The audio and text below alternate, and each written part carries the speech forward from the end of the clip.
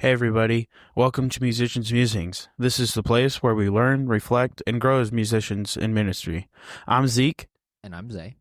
Let's get into worship beyond the weekend. So living a life beyond Sundays and midweek services. Our midweek is on Wednesday.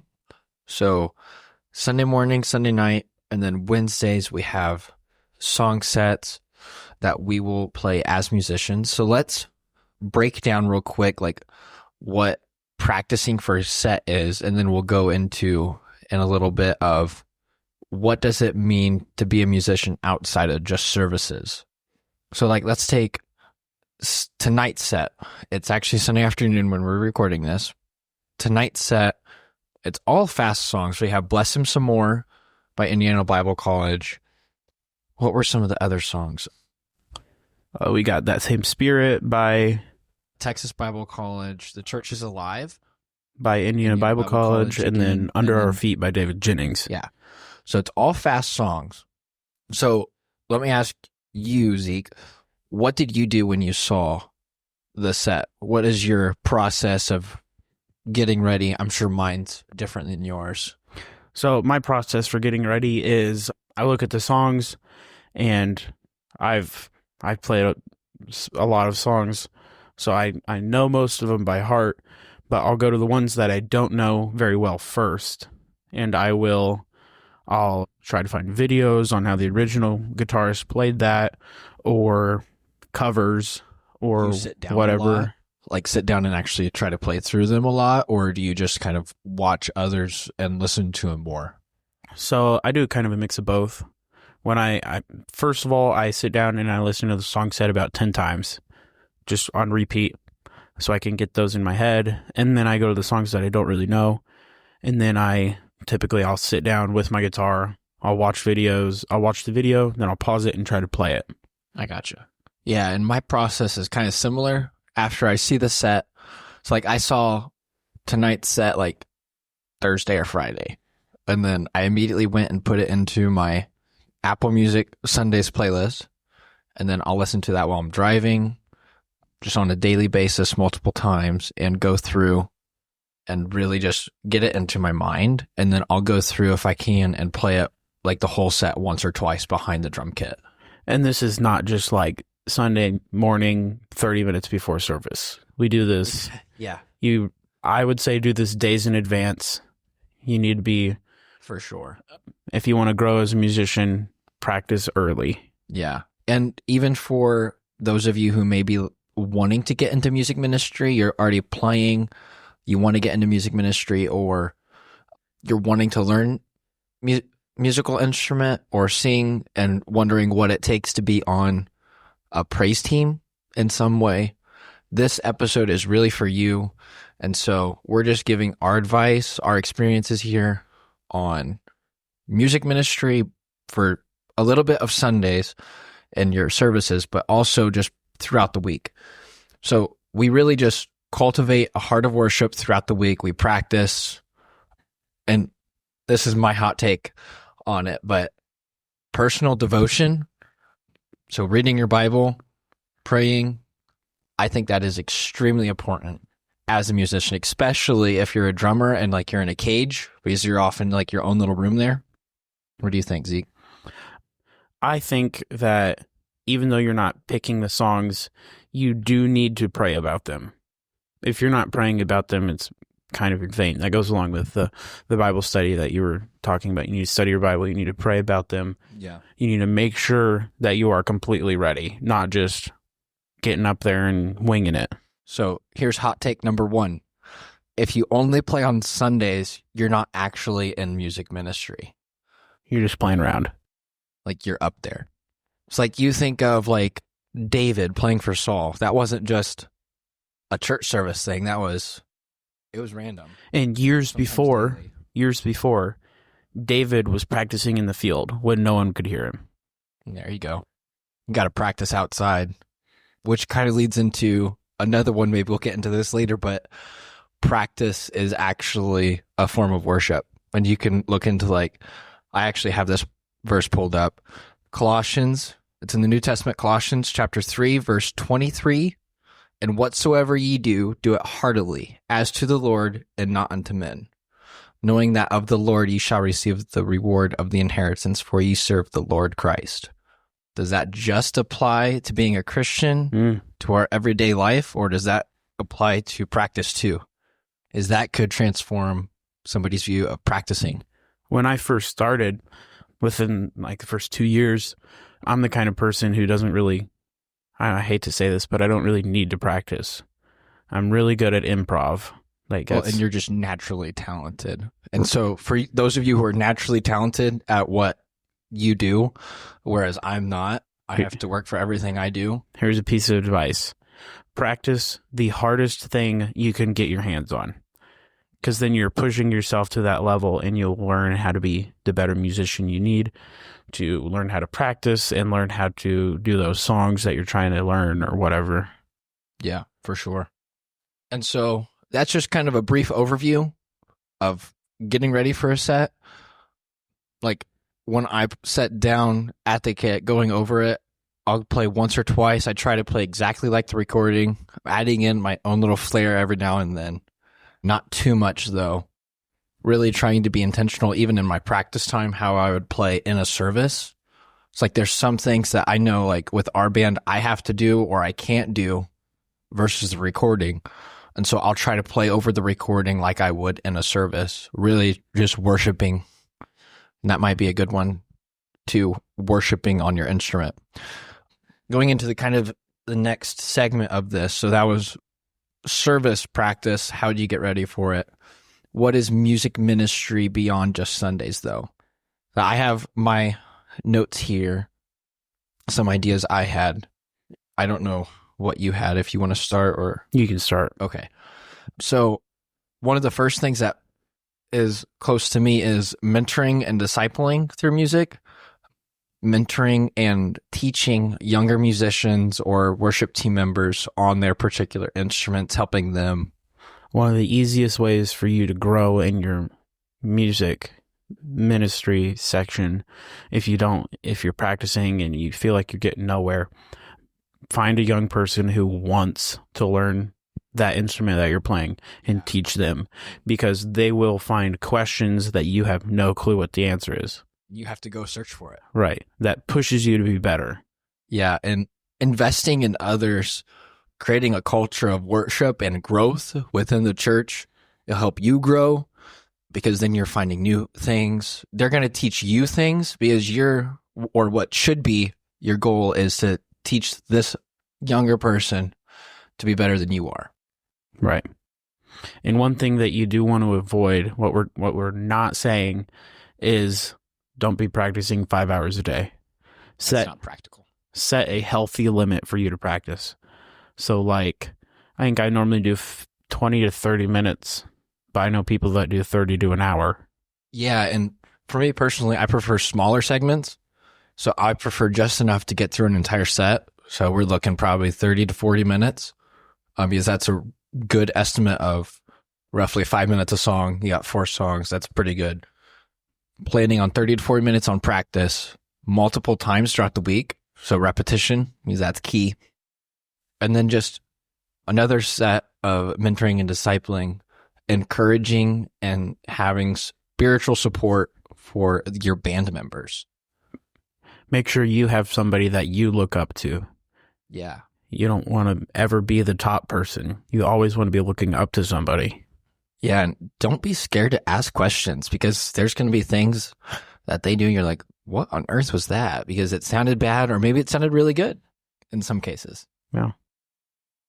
And then obviously, we kind of mentioned this, music and personal growth and development, not just learning what the team is, but doing I don't want to say your own thing, but the basic stuff, scales, runs, learning speed. a song that your church won't ever play, but learning it anyway. Because sometimes you hear a song and you're like, oh, that run was really cool. I can use that in this song that we played now. Yeah. Then you're exploring new styles. You're getting new techniques. You're expanding your creativity. But another really important component is this. You have to learn the importance of rest and avoiding burnout, which again, this doesn't completely fall on it, but praying every day for at least 30 minutes, I would say. My goal this year is to do at least 40 every day. And that helps so much. And having a specific time in your prayer time to just, even if you're a bad singer, just to sing. And I would dare even say pray before you practice. Oh yeah, especially if you're trying to learn a song. Right. It's amazing getting in the right mindset. Alrighty. Worship in everyday life. Incorporate worship routines into daily routines at work, at home, or on the go. Using music as a tool for prayer reflection and encouragement. Be set apart. Don't be like the world with their music. You want people to ask you why you're different. Well, why are you listening to that song? It's not fun or whatever. Then that opens the door for sharing the gospel. And if you've been praying every day, then you're going to be spiritually ready for that. And you could be spirit led because then God's ready to speak to you. Right. Then there's a Bible study. Yeah. And then here's a couple other places. This one's being used more nowadays than what it was a few years back before COVID. Digital outreach and online ministry. Social media, podcasts like this, online platforms, sharing worship and inspiration tips, worship sessions, devotionals, song reflections. One of the people that I look up to musically is Travis Dykes. And I know his big thing is whenever he learns something, don't hoard it. That's why you see him posting videos all the time. You want to share it because then that pushes you to learn something else new. Then you can share that and then you're learning something else.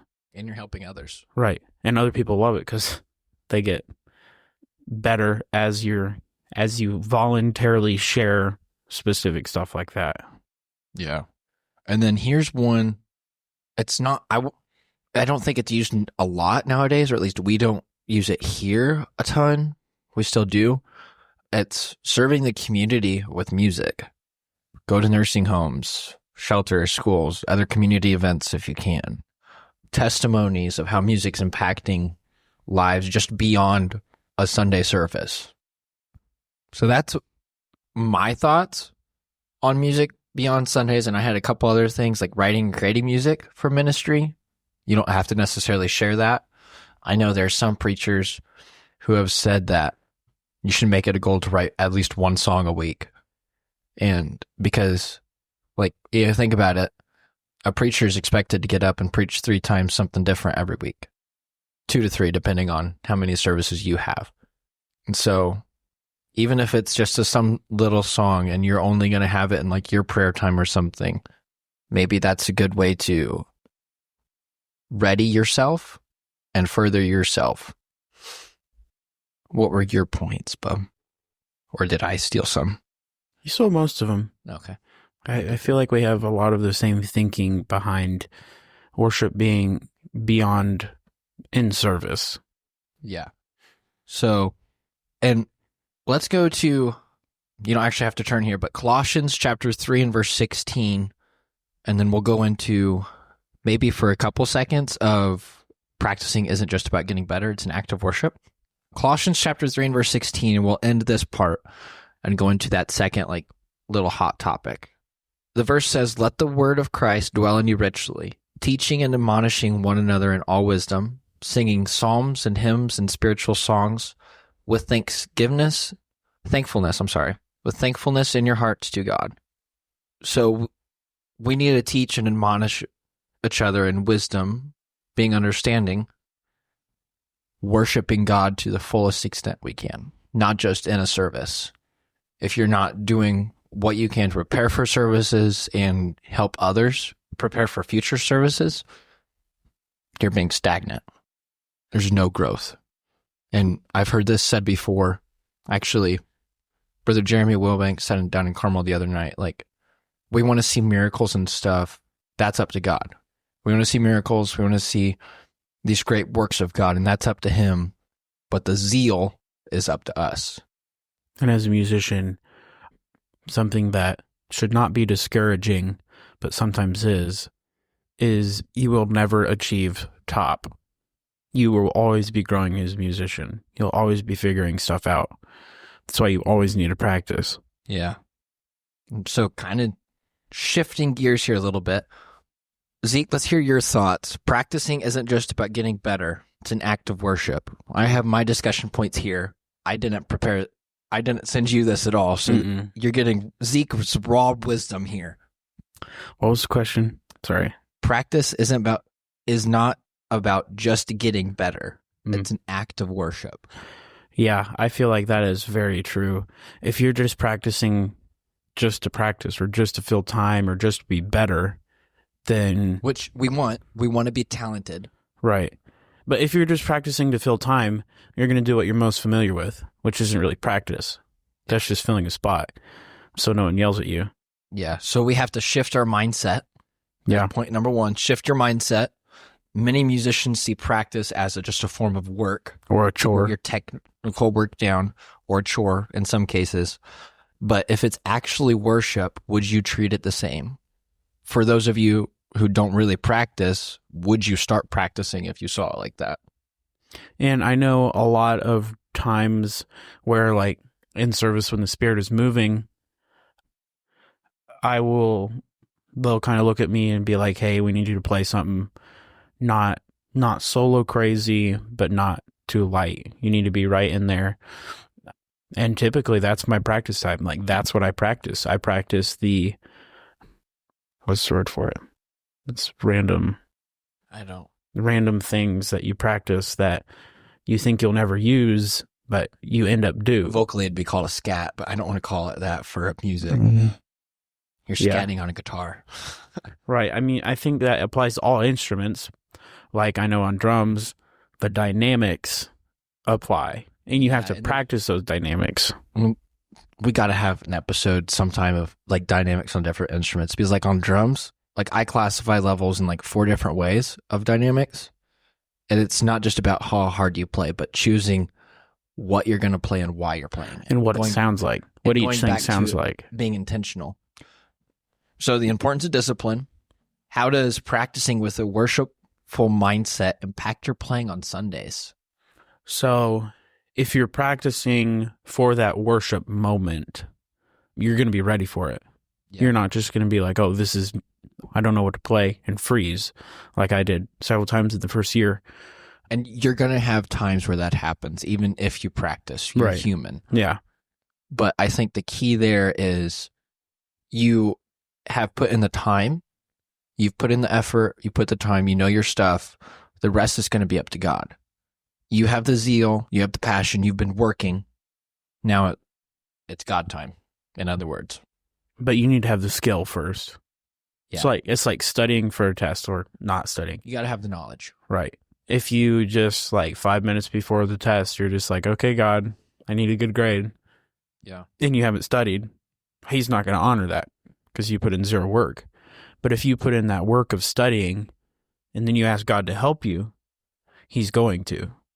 There are several stories of people who maybe not be so skilled on the instruments that they were playing, but God led them what to play, how to play, and everything. And that helps those worship moments and even the big moments.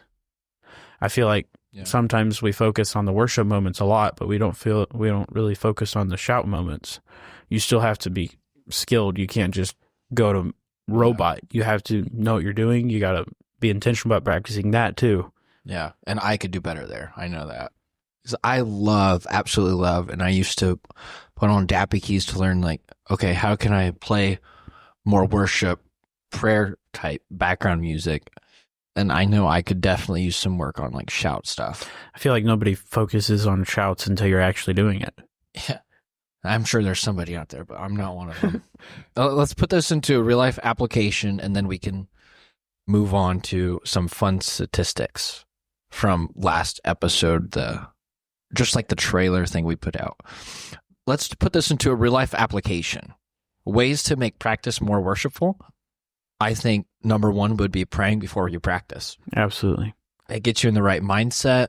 And for me, at least, I know if I pray first and I'm trying to pick out a song, it goes so much faster and smoother than what it did or would have if I didn't pray. So number 1 is pray. Pray and pray. Yeah. Pray all the time. Here's another one. Playing along with worship songs. Yeah, that's Playing good. along to songs, being intentional about what you're playing there, and then trying to match the record as best you can. I know musically, sometimes it's just easier to stick to one scale, but there are certain scales that sound worshipful. Yeah, and So, I mean, if those of you who hate the circle of fifths, here's one application. You're playing in, let's say, A. If you look at the circle of fifths, there's 2 musical scales right next to A that you can play in, and it sounds good and still playing in A. So, like, one of those keys is E. If you're in A, or vice versa if you're in E. Let's say you're playing King of Glory by Todd Dulaney. It's in key of E.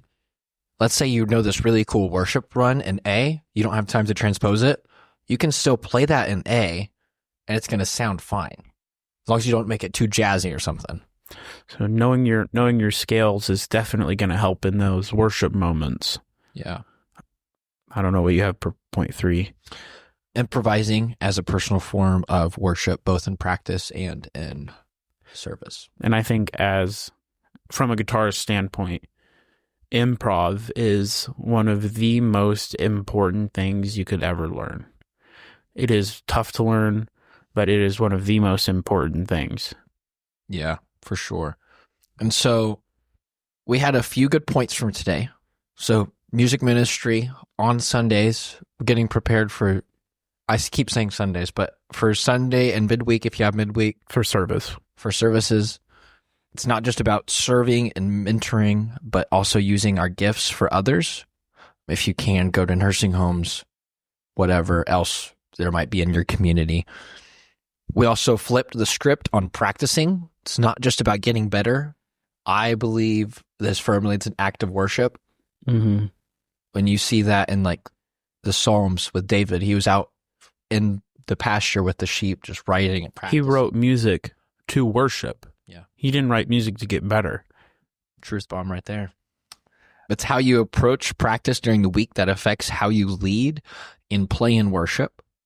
Being intentional about making your practice time an act of worship by praying before you play, practicing and worshiping at the same time, and seeing how it changes your mindset and how you feel about your particular instrument.